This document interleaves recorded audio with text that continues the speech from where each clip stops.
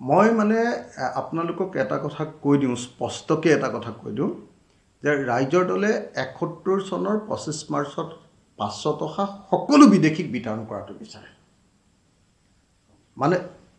১৯৭১ চনৰ ২৫ মাৰ্চৰ দিনটোৰ পৰা ২৪ মাৰ্চৰ পিছত অহা ২৫ মাৰ্চৰ দিনটোৰ পৰা অসমলৈ অহা সকলো শ্ৰেণীৰ বিদেশীক আমি বিতৰণ কৰাটো বিচাৰোঁ কিন্তু একেটা সময়তে আমি বিদেশী ধৰাৰ নামত বিজেপি চৰকাৰৰ যেটো নাটক সেই নাটকটোক আমি সমৰ্থন নকৰোঁ বিজেপি চৰকাৰে এতিয়া যেটো নাটক কৰি আছে যদি হসাকে বিজেপি চৰকাৰৰ বিদেশী খেদাৰ ইচ্ছা আছিল প্ৰথমতে বিদেশীখিনি সিলেক্ট কৰি ল'ব যে বিদেশী কোন আৰু বিদেশী কোন সিলেক্ট কৰিবৰ কাৰণে আটাইতকৈ ডাঙৰ বিজ্ঞানসন্মত নিয়মটো হ'ল এনআৰসিখন সম্পূৰ্ণ কৰা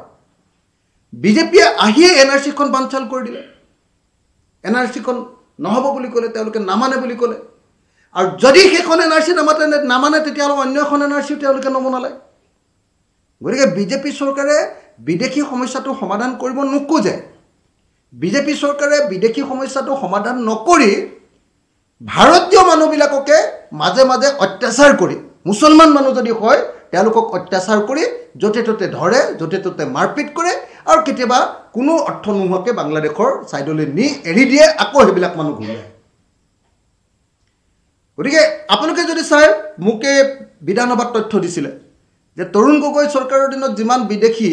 বহিষ্কাৰ কৰা হৈছিলে সৰ্বানন্দ সোণোৱালৰ দিনত সিমান কৰা হোৱা নাই আৰু সৰ্বানন্দ সোণোৱাল চৰকাৰৰ দিনত যিমান কিজন বিদেশী খেদিছিলে তাতকৈ বহুত কম বিদেশী আকৌ হিমন্ত বিশ্ব শৰ্মা চৰকাৰৰ দিনত খেদা হৈছে কিন্তু এতিয়া অসমত চাকৰি কৰি থকা চাকৰিয়ালকে আজি মৰিগাঁৱত মাষ্টৰ এজনক যি ধৰণে বাংলাদেশত পঠিয়াই দিছে মই নাভাবো যে এটো তেওঁলোকে কিবা বিদেশী চিনাক্তকৰণ কৰি তেওঁলোকে বাংলাদেশলৈ খেদিছে বৰং মই এটোহে ভাবো যে এই চৰকাৰে বিদেশী নামৰ ইস্যুটোক এই ইলেকশ্যনৰ সময়ত আকৌ ওপৰলৈ উঠাব খুজিছে সমস্যাটোৰ সমাধান কৰিব নিবিচাৰে আৰু সমস্যাটোক লৈ সেনসেশন তৈয়াৰ কৰি আৰু কিছুমান সংগঠনক এই সমস্যাটোক লৈ মানে পানী ঘোলা কৰিবলৈ তেওঁলোকে ৰাজপথত এৰি দি মানে হিন্দু মুছলমানৰ ৰাজনীতি কৰিবৰ কাৰণে স্বদেশী বিদেশী ৰাজনীতি কৰিবৰ কাৰণে আৰু সেই ৰাজনীতি কৰি তেওঁলোকে ২০২৬ চনৰ বৈতৰণি পাৰ কৰিবৰ কাৰণে চেষ্টা কৰা আমি দেখিবলৈ পাইছোঁ চৰকাৰে মইতো একদম খাটাংকে এটা কথা ক'ব খোজো যে বিদেশী বিতৰণৰ প্ৰশ্নটো এটা ন্যায়িক প্ৰশ্ন কোৰ্টে অৰ্ডাৰ দিব যে এজন বিদেশী তেওঁক বহিষ্কাৰ কৰক কিন্তু এতিয়া পুলিচে ২০২৬ চনৰ আগত যাতে হিন্দু মুছলমানৰ মাজত আকৌ এটা সংঘাত হয়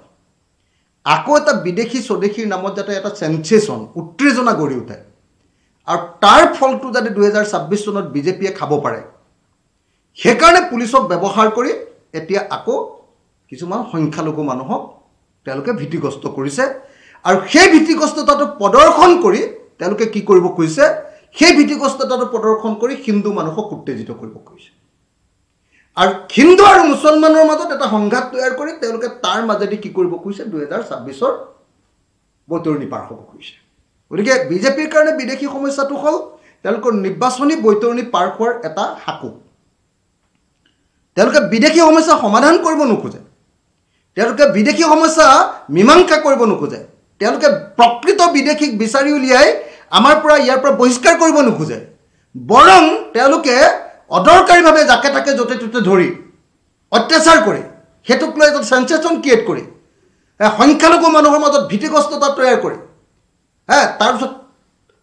যদি বিজেপিক ভোট নিদিয়া তেতিয়াহ'লে আমি তোমালোকক আমুক কৰিম বুলি ভয় খুৱাই উচ্ছেদ কৰিম আমুক কৰিম ভুচুক কৰিম পুচুক কৰিম এইবিলাক ভয় খুৱাই ভোটটো ল'বৰ কাৰণে ২০২৬ চনৰ কাৰণে হিমন্ত বিশ্ব শৰ্মাই আকৌ এই বিদেশী নাটকখন তৰিছে যদি সঁচাকৈ বিদেশী সমস্যাৰ সমাধান কৰিব লাগে এনআৰসি কমপ্লিট কৰক আৰু আসল বিদেশী কোন হয় বিদেশী সেইটো ন্যায়িকভাৱে প্ৰমাণ কৰক আৰু ন্যায়ালয়ে যেতিয়া যিবিলাকক বিদেশী বুলি একদম বহিষ্কাৰ কৰিবৰ কাৰণে নিৰ্দেশ দিব প্ৰত্যেকজন বিদেশীক ন্যায়সংগতভাৱে বাংলাদেশৰ লগত কথা পাতি বা অন্য দেশৰ লগত কথা পাতি তেওঁলোকক ত্ৰিপাটায়ত